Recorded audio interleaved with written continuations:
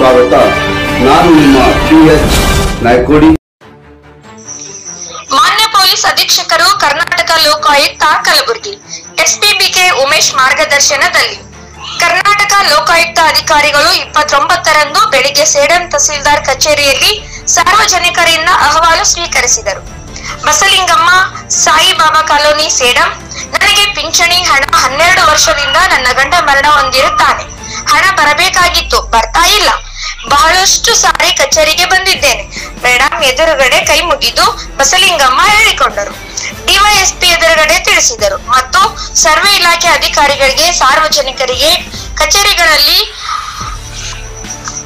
ಅಲಿದಾಡಿಸಬಾರದು ಎಂದು ಯಾವುದೇ ಅರ್ಜಿಗಳನ್ನ ವಿಳಂಬ ಮಾಡಿಕೊಡಬಾರದು ಎಂದು ಸೂಚನೆ ನೀಡಿದರು.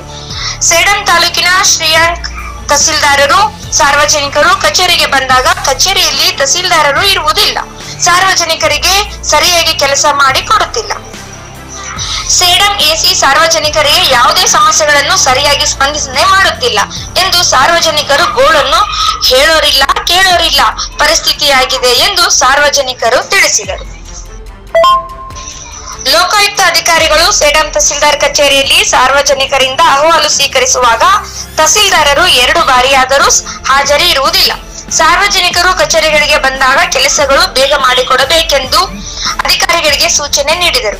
ಹೆಚ್ಚಿನ ಮಾಹಿತಿಗಾಗಿ ಪೊಲೀಸ್ ಅಧೀಕ್ಷಕರು, ಕರ್ನಾಟಕ ಲೋಕಾಯುಕ್ತ ಕಚೇರಿ, ಐವನ್ ಶಾಹಿ ಕಾಂಪೌಂಡ್, ಕಲಬುರಗಿ, 585-102 ಕಚೇರಿಯ ನಂಬರ್ 08472295364 ಸಂಪರ್ಕಿಸಿ. DYSP ಗೀತಾ ಮತ್ತು ಇನ್ಸ್ಪೆಕ್ಟರ್ ರಾಜಶೇಖರ್ ಮತ್ತು ವಿವಿಧ ಇಲಾಖೆ ಅಧಿಕಾರಿಗಳು ಮತ್ತು ಪೊಲೀಸ್ ಪ್ರದೀಪ್, ಬಸವರಾಜ್, ಅನಿಲ್, ಸಿದ್ದಾರಾಮ್, ಹನುಮಂತ್ ಸಿಬ್ಬಂದಿಗಳು ಸೇರಿದಂತೆ ಸ್ಥಳದಲ್ಲಿ ಉಪಸ್ಥಿತರಿದ್ದರು.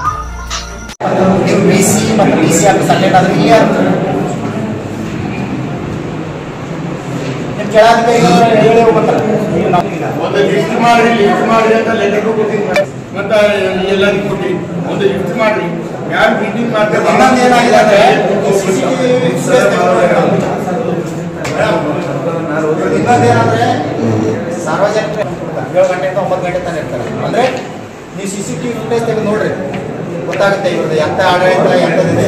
ಅಲ್ಲ ಸರ್,